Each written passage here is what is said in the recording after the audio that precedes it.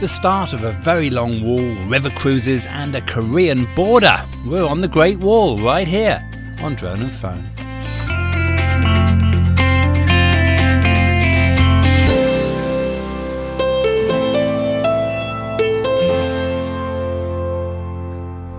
Well, welcome to a brand new episode of Drone and Phone. We're on the Great Wall, and over the next 8 episodes we're going to take you on a journey from the far east to the far west of the Ming Wall. I'm here with Andy, who you'll remember from previous adventures. Andy, what do you know about the Great Wall? Not an awful lot, if I'm honest. I mean, I know it's one of the 7 wonders of the world, but apart from that, it's that iconic image of the castle walls just disappearing for miles and miles as far as the eye can see, and probably thousands of miles more. But apart from that, not a lot. Well, I've put together an itinerary for 2 weeks. Andy's come out from London for 2 weeks, and I'll be showing him as we go, as we explore more about the wall. Now, for now, it's time to get walking, Andy. Can't wait, let's go. Let's go.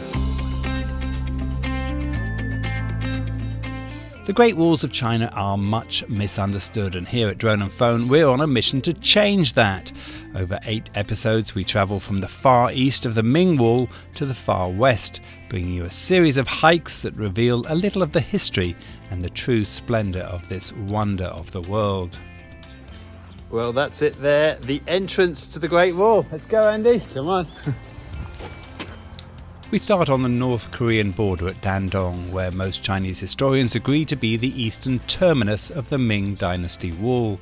The original wall has since disappeared in this area, but a short section has been reconstructed to mark its place. It's a short taxi ride from the main town to reach the wall, after which you need to buy a ticket to enter. Now you can see behind me here, this river that you're looking at right there is the Yalu River, and behind that is North Korea. So all of the land that you see in this direction is North Korea. Now, this wall was meant to finish at the river. In this reconstruction, they've stopped it a little short, probably for security reasons. The wall walk is just over 1 kilometre, but gets very steep in parts. Starting a few hundred metres from the ticket gate, you climb onto the wall and slowly make your way up through a number of smaller watchtowers to the largest of the towers that looks over the Yellow River. The tower still serves the purpose of a watchtower, now looking over the border to North Korea. This is a lot tougher than I had planned for. These steep steps, as you can see down here, pretty gnarly. Andy's quite a long way behind there. At the top we climb the stairs to the roof of the watchtower, where Andy has a few questions for me. So DJ, tell us a little bit of history about the Great Wall. Well, it wasn't the Great Wall, it was the Great Walls of China. We had many, many walls. Starting around 700 BC, you start to see these warring states building walls to defend themselves against each other. These are lots of little states within what we see China today. And then this Emperor Qin Shi Huang, he brings all of those states together and creates the first sort of recognizable China as we know it today. And he decides to build a first wall across the northern perimeter. The northern side, obviously there's the sea on the southern side. Then later the Han Empire, they decide to build another wall to defend the Silk Road. And these walls are changing, some of the original walls are still there and they're being used, and they're switching and changing. They're not a continuous wall either. And it's not until we get to the Ming Dynasty, which is the 14th century, before we see the wall as we know it today, and the one that we're actually standing on right now. And in this series, we're going to follow the Ming Wall. What was the real purpose? Generally speaking, the wall was there to defend against nomads on the other side of the wall from coming over in different shapes and sizes. It wasn't always successful, obviously, as we know, particularly with Genghis Khan and his son Kublai Khan, who come across and breach the wall, and then later in the Qing dynasty when the Manchus come across. So it didn't always succeed, but generally speaking, it was there to defend the borders.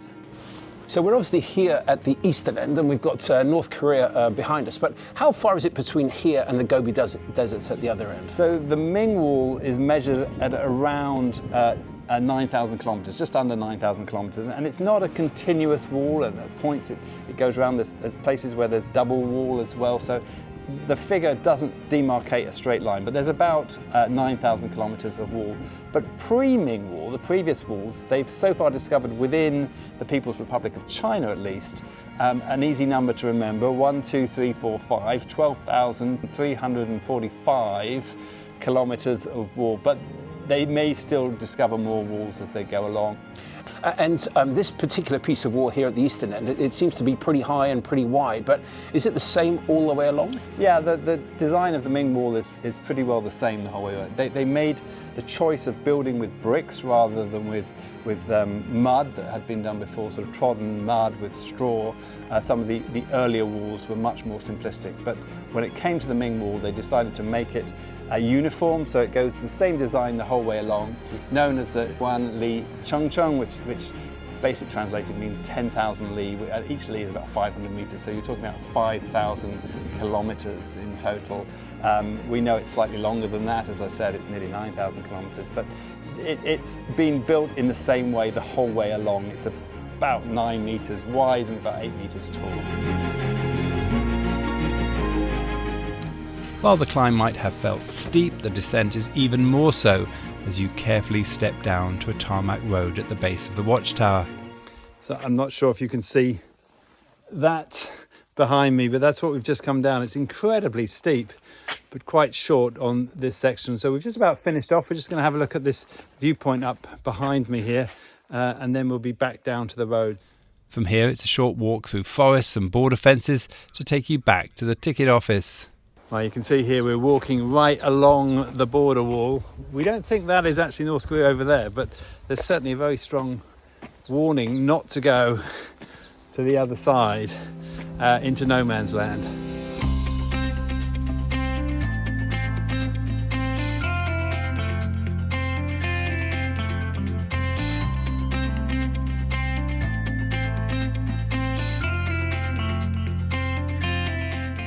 Well, that's the end of the Great Wall part. We've done about 3.3 kilometers.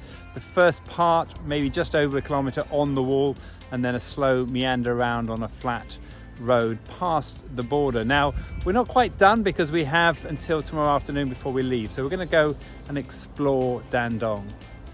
We hiked up into an orchard behind the wall to get a better shot as we were not able to fly a drone close to the border, and then hailed a car to return back to Dandong. It is possible to walk to or from the wall, which will add a further 15 kilometers to your hike and takes you along the Yalu River.